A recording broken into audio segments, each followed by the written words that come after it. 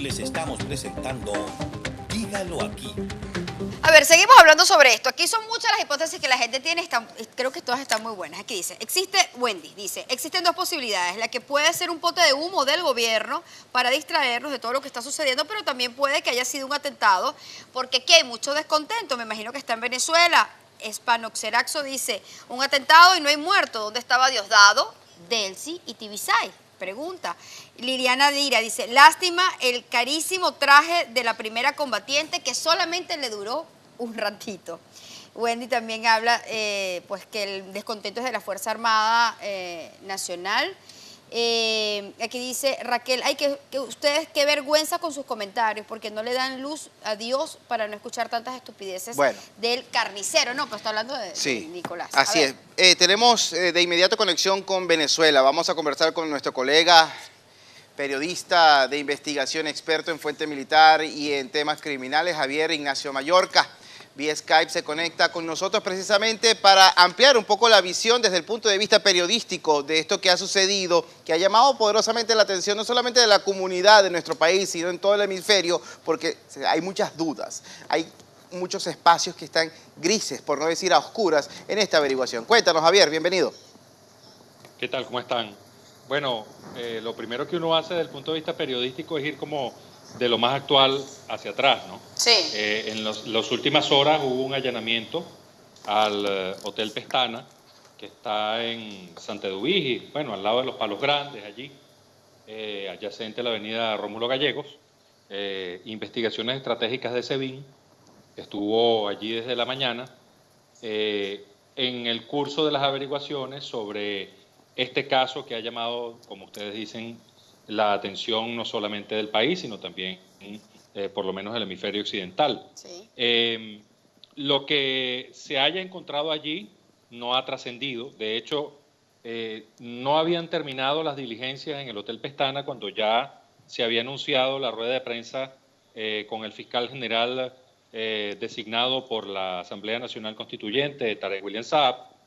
De manera que para el fiscal general, pues lo que se encontrara allí tendría escasa relevancia. Es decir, ahí lo que se iba a hacer era una especie de revisión de un lugar donde ellos sabían que se había alojado algunas de las personas que, de acuerdo con sus investigaciones, habrían participado en este complot.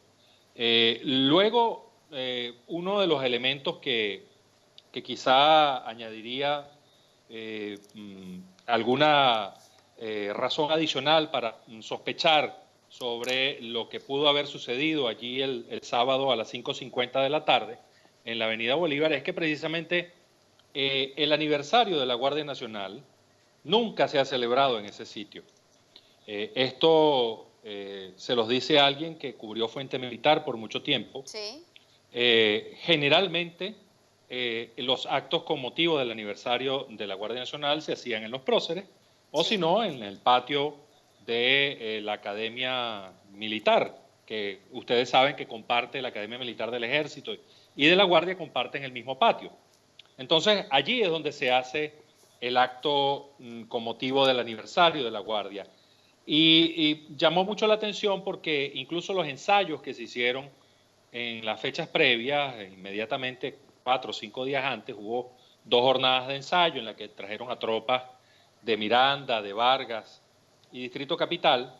Esos ensayos se hicieron precisamente en los próceres. Es decir, ellos no sabían dónde iba a ser la puesta en escena de este evento.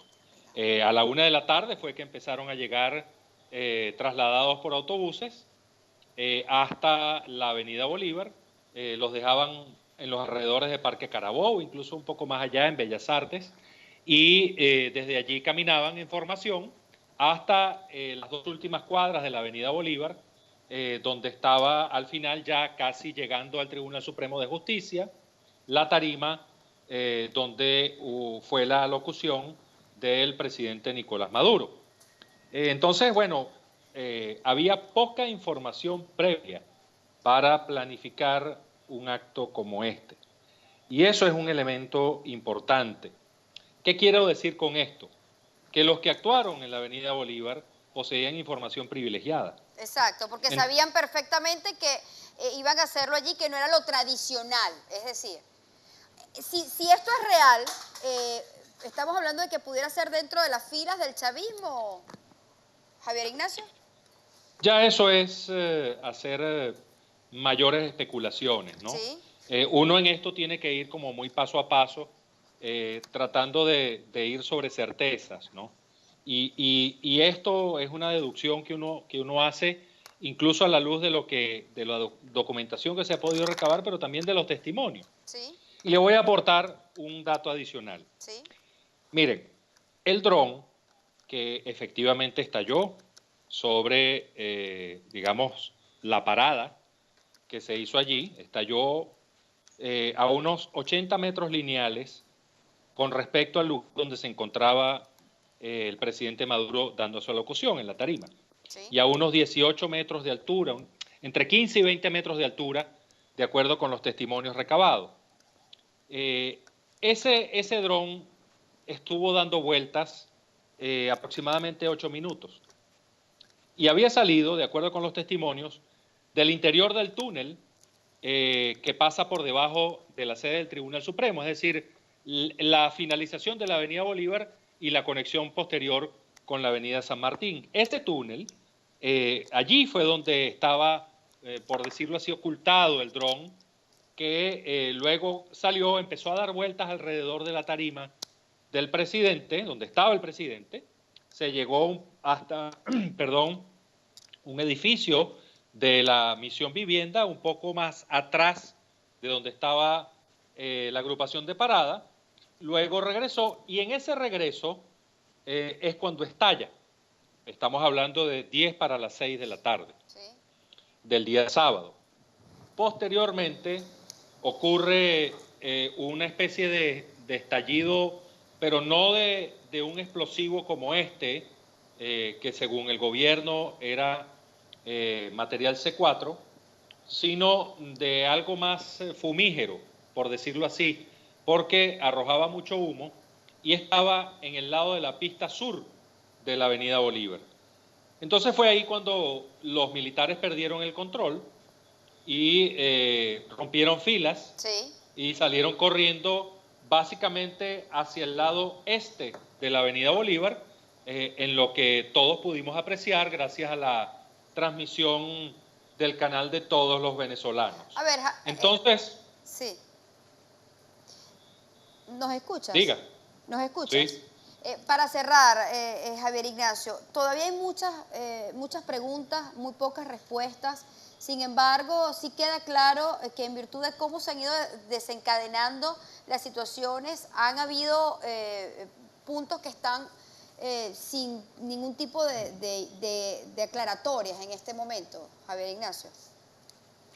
Bueno, una de las cosas de las que sí estamos claros es que los francotiradores que estaban alrededor del presidente no tuvieron nada que ver con el estallido.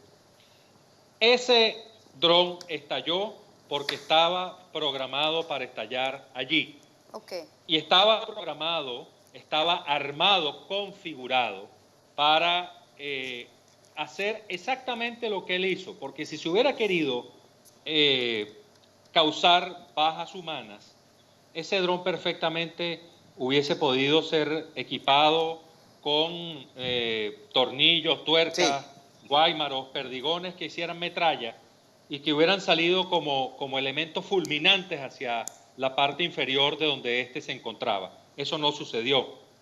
Los heridos, hubo 7 heridos de acuerdo con el gobierno, fueron básicamente en la tarima donde estaba la banda marcial, porque allí desalojaron, como todos los militares que estaban allí, salieron corriendo velozmente y desde luego algunos perdieron un tumulto, una estampida, y muchos de ellos resultaron con traumatismos, pero no por el estallido del dron. Así es. Entonces allí ese es un elemento importante porque nos lleva a pensar que la tesis del atentado pierde sustento.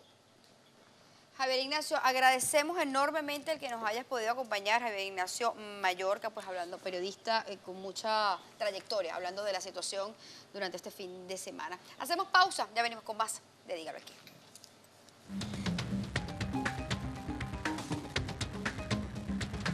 Les estamos presentando